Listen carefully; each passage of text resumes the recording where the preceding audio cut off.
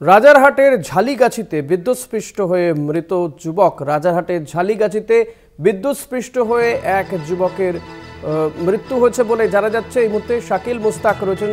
শাকিল, কি জানা যাচ্ছে এই বিষয়ে? ওই যুবকের পরিচয় কি পাওয়া যাচ্ছে? কিভাবেই বা এই ঘটনা ঘটলো?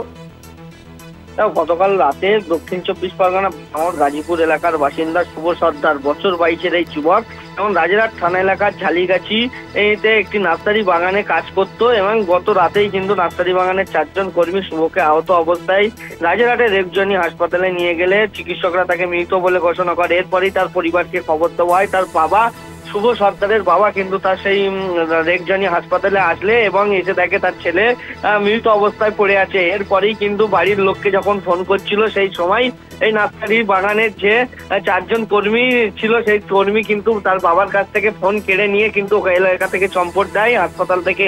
এরপরই কিন্তু রাজারহাট থানাকে গোটা বিষয়টা জানানো হলে রাজারহাট থানার পুলিশ ঘটনাস্থলে আসে, হাসপাতালে আসে এবং সেই অভিযোগের ভিত্তিতেই কিন্তু লিখিত অভিযোগ করে পরিবারের তরফ থেকে যে আগে তার ছেলেকে শুভ সর্দারকে কিন্তু পরিকল্পিতভাবে খুন করা হয়েছে।